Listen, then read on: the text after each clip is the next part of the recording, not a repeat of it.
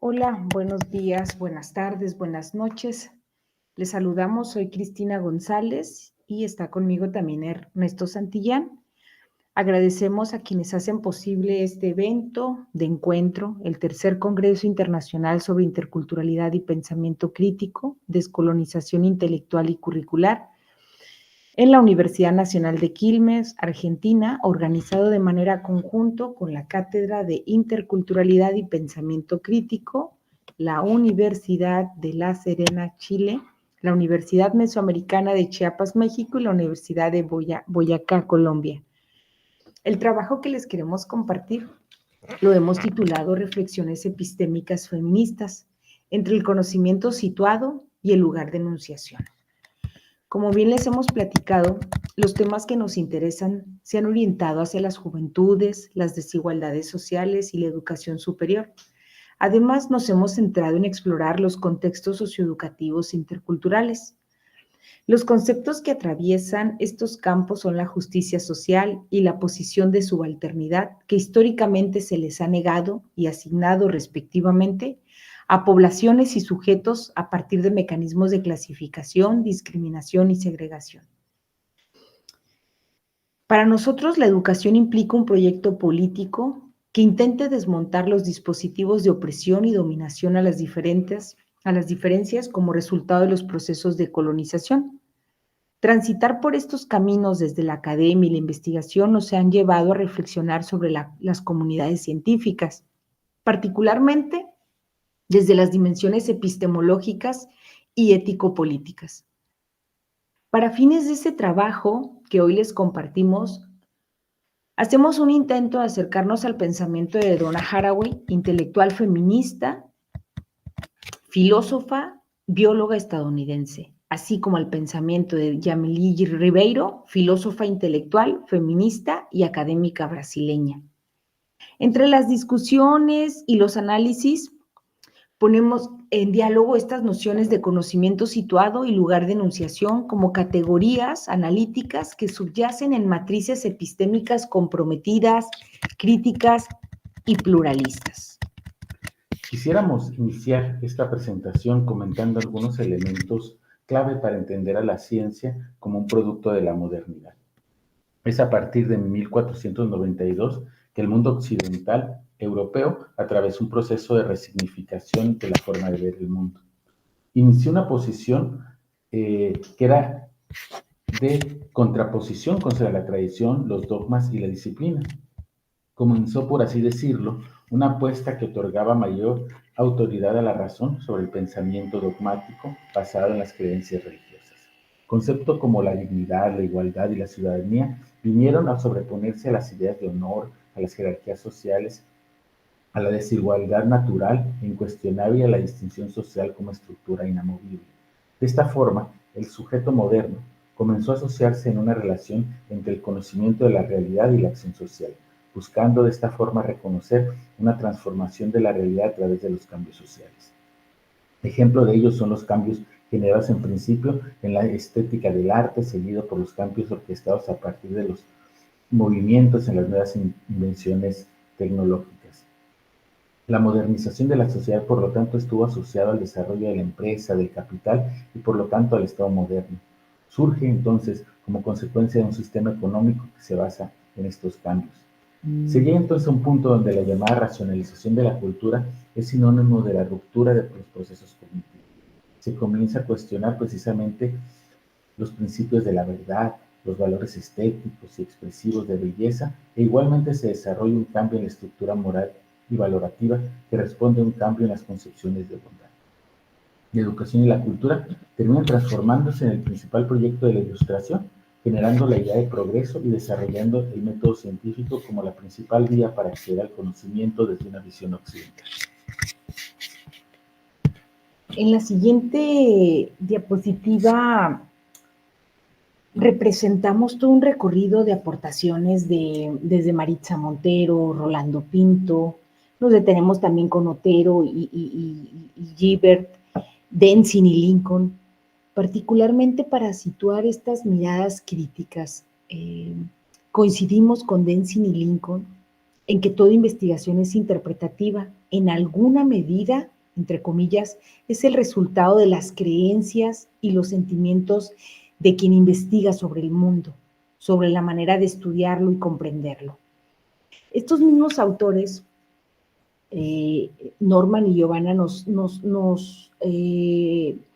ilustran estos 4 paradigmas que estructuran la investigación, esta positivista y pospositivista, constructivista, interpretativa, marxista, emancipatoria y esta feminista postestructural. Desde esta mirada, esta última es donde nos situamos, de donde pretendemos acercarnos a este trabajo de investigación. Coincidimos también con Otero y Giver cuando definen esta posición socioepistémica como aquella que se caracteriza por el rechazo al fenómeno de la globalización como una realidad dada. Es decir, nos acercamos a los procesos o a esta distinción paradigmática de la construcción. Coincidimos también con Denzin y Lincoln, abro comillas, que estos paradigmas funcionan en contra del modelo positivista, pospositivista, pero también junto a él y a veces dentro de él. Todos operan con ontologías relativistas, es decir, con esta visión de la construcción múltiple, epistemologías interpretativas, es decir, que hay una interacción entre quién investiga, con quiénes investiga y lo que se investiga, y estos métodos interpretativos y naturalistas. Los mismos autores nos comentan que el carácter y la finalidad del conocimiento producido, así como el ámbito de aplicación y sus efectos sociales, configuran el carácter político de la acción comunitaria. Ahí retomamos el trabajo de Maritza Montero cuando nos señala la importancia de hacer y decir dentro de la sociedad en que vivimos a partir también de este proceso de producción de conocimiento. El concebir que todos y todas tenemos voz. El asunto aquí es hacerla oír. Es importante, cito a Maritza, que la concepción ética pasa por el carácter incluyente de este trabajo comunitario, en el cual se busca integrar, respetar estas diferencias individuales de las que hablábamos líneas arriba. En lugar de excluir y apartar, la comunidad como grupos organizados tiene su propia voz y por lo tanto dentro de estos procesos de investigación cuentan con esta capacidad para tomar y ejecutar sus propias decisiones. Por lo tanto, una ética fundamentada en la relación supone una forma que expresa más allá de la afirmación, del reconocimiento y de la integración. Es parte cuando trabajamos en los proyectos de investigación, cada uno es otro y cada otro también es un nosotros. Maritza Montero lo comenta. Por lo tanto, retoma el respeto del otro, su inclusión en toda su diversidad, igualdad, derechos y obligaciones que se expresan en este campo ontológico. Es importante ahora con esta otra diapositiva hacer un énfasis en estas olas de teorización epistemológica que también nos comparten Denzin y Lincoln. Adelante. Sí, estas transformaciones que comenta Cristina respecto a la forma de construir el conocimiento y relacionarnos con las otros, no es un proceso que se ha dado, es un proceso más bien que se ha dado de manera histórica. Regresando a Denzin y Lincoln, identifican, como comentábamos, una serie de olas epistémicas, iniciando en un periodo tradicional que inicia más o menos con el siglo XX y pudiera terminarse después de la Segunda Guerra Mundial. En este periodo todavía los investigadores llamados cualitativos seguían escribiendo informes objetivos y con una perspectiva colonizadora. Su campo de acción reflejaba el paradigma científico totalmente positivista, pues estaban preocupados por ofrecer interpretaciones válidas, creíbles y objetivas en sus escritos. El otro era estudiado desde una perspectiva como un sujeto ajeno, un extranjero, un extraño. Después, en la segunda parte, o en la segunda ola llamada modernista, que es, podemos decirlo así, después de la Segunda Guerra Mundial hasta principios de los años 70, todavía se sigue valorando el llamado realismo social, el naturalismo, surgen las etnografías del tipo historias de vida, comienzan a emerger los procesos emancipadores, por otro lado, acerca de otras formas para realizar investigación. Y en la tercera ola, que es precisamente desde los años 70 hasta mediados de los años 80, empieza a surgir una fusión o una mezcla de géneros. Los tópicos políticos y éticos empiezan a ocupar un puesto de mayor importancia en la investigación. En esta fase, el investigador ya no tenía solo una voz privilegiada en las interpretaciones que escribía.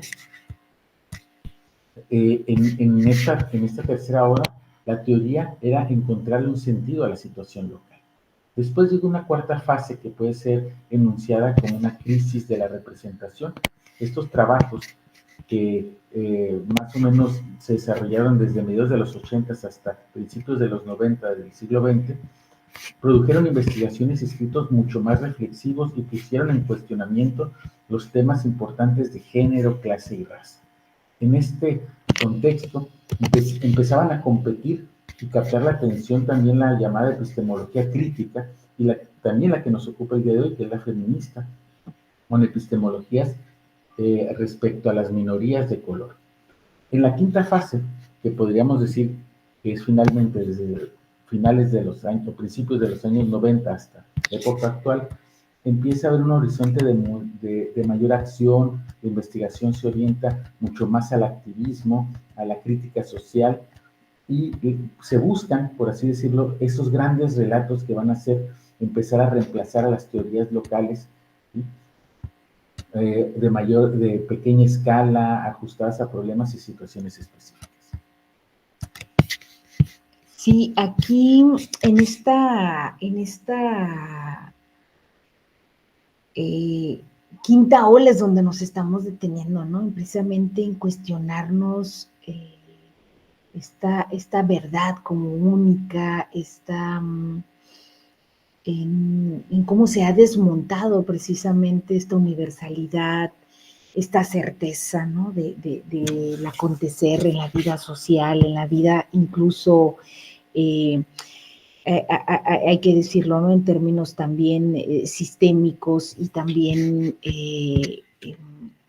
de sentido de mundo, ¿no? El posmodernismo implica esta ruptura de este dominio de una cultura occidental y de un concepto de universalidad, y es donde emerge esta inserción de discursos de otros en un pluralismo que precisamente intenta desmontar esta hegemonía europea y iniciando esta coexistencia de culturas diferentes.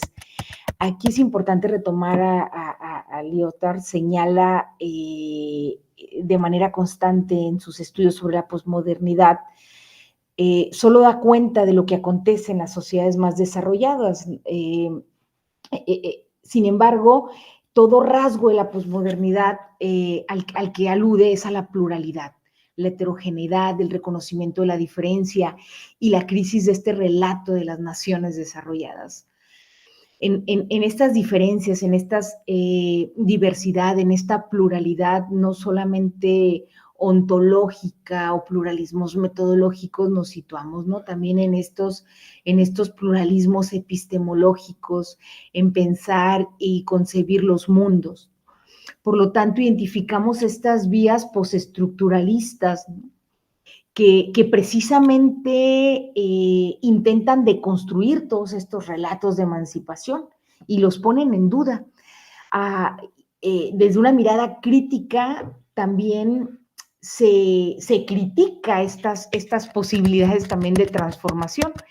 En ese sentido, la llamada vía de intersubjetividad intenta recoger estas aportaciones de la teoría crítica, pero supera este anclaje de la división sujeto-objeto, resituándola en el marco de la intersubjetividad, ¿no? En este proceso de sujetos con sujetos, desde una orientación transformadora. Y aquí, en esta siguiente diapositiva, es donde nos quisiéramos detener, precisamente en las aportaciones de intelectuales feministas y desde luego quisiéramos enmarcar el feminismo desde el trabajo de Bell Hooks, que tiene un enfoque interseccional y precisamente se basa en esta categoría por considerar estas conexiones de múltiples sistemas de opresión, desde el racismo, el sexismo, el clasismo y la homofobia, que no son otra cosa que el reflejo de las violaciones sistémicas. Hooks argumenta que el feminismo debe ser inclusivo y abarcar las experiencias de todas las mujeres.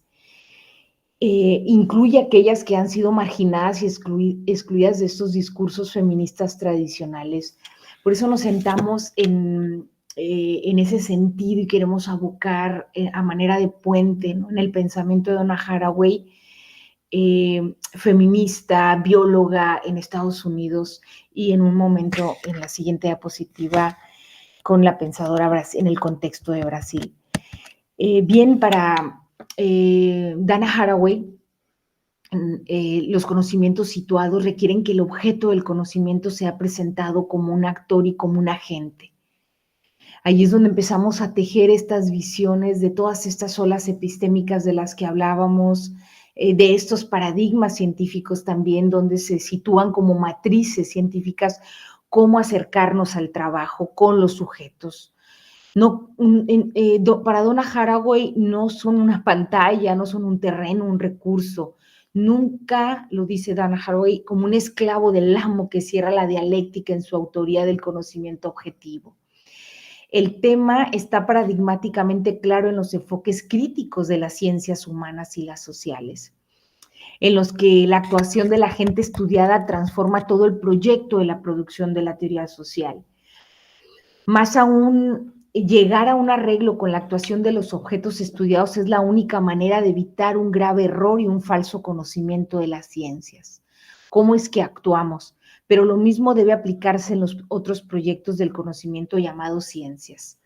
Recordemos desde estas disciplinas de las ciencias naturales, como la biología en la que se aboca Haraway. Para Haraway, los actores aparecen bajo muchas y muy maravillosas formas. Las versiones de un mundo real no dependen, por lo tanto, de una lógica de descubrimiento, sino de una relación social de conversación cargada de poder. El mundo no habla ni desaparece a favor de un amo descodificador. Los códigos del mundo, nos dice Donna Haraway, no están quietos a la espera de ser leídos. El mundo no es materia prima para la humanización. Los ataques contra el humanismo, otra rama del discurso de la muerte del sujeto, han aclarado bien este punto. En sentido crítico, esto está crudamente insinuado por la torpe categoría de lo social o de la intervención. El mundo encontrado en los proyectos del conocimiento es una entidad activa, cierro comillas. ¿Cómo podemos observar a partir de un análisis, escuchando a esta pensadora? Para nada se despega de esta reflexión ontológica que también nos hace Maritza Montero, por ejemplo, desde un paradigma crítico transformador desde Latinoamérica. En esta crítica respecto a la construcción del conocimiento, Haraway indica, abro comillas, que mientras que una versión científica ha sido de encaminar esta dimensión del mundo como objeto del conocimiento, el conocimiento fidedigno puede ser imaginado y puede reclamarnos algo, pero ninguna doctrina de la representación o ninguna descodificación o ningún descubrimiento garantiza nada. Es decir, habrá que situarnos desde dónde estamos aportando, realizando esta conexión, sujetos, sujetos, sujetos, sujetos, objeto. Sí, me gustaría avanzar con la siguiente diapositiva. Aquí queremos compartir desde el contexto de Brasil el pensamiento de Jamil Ribeiro. Sí. Y ahora entonces hablaremos acerca de esta categoría del lugar de enunciación, como ya lo contaba Cristina, de la activista y académica y feminista Jamil Ribeiro. Ella nos dice, y abro comillas, estas experiencias comunes resultantes del lugar social que ocupan impiden que la población, en este caso negra, acceda a ciertos espacios. En ese sentido, podemos entender que es posible hablar de un lugar de enunciación a partir del punto de vista feminista. No poder acceder a ciertos espacios supone no tener producciones y epistemologías de estos grupos en esos espacios. No poder estar de forma justa en las universidades, en los medios de comunicación, en la política institucional, por ejemplo, imposibilita que las voces de los individuos de estos grupos, incluso para quienes tienen acceso a Internet, sean catalogadas o explicadas. Hablar no se restringe al acto de emitir palabras, sino de poder existir. Pensamos al lugar de enunciación como una forma de refutar la historiografía tradicional, la jerarquización de saberes consecuentes con la jerarquía social. Entonces, hay que destacar, prosigue Ribeiro, que cuando hablamos del lugar de enunciación estamos hablando de un locus social, es decir, del lugar social desde donde los grupos se originan. Por ello, de acuerdo con esta perspectiva, son equivocados los argumentos que tratan de silenciar debates o que subrayan que personas, por ejemplo, blancas, no podrían teorizar sobre racismo, o que los hombres no podrían hacerlo tampoco en relación con el machismo. Es necesario, dice Ribeiro, que cada vez más hombres blancos, cis, por ejemplo, estudien blanquitud, cisgeneridad, masculinidad, que entiendan a partir de una visión crítica desde el lugar social que viene, para pensar y existir en el mundo, incluso garantizando una multiplicidad de voces y perspectivas de otros grupos invisibilizados. El lugar de enunciación para Ribeiro se trata de una postura ética, puesto que en nuestro entendimiento no puede haber una responsabilización del sujeto con poder. A lo largo de la historia ha sido subrayado por diversas intelectuales negras y negros la necesidad de romper con el régimen de la autorización discursiva, con el silenciamiento o supresión de saberes para combatir la violencia estructuralmente impuesta contra grupos oprimidos.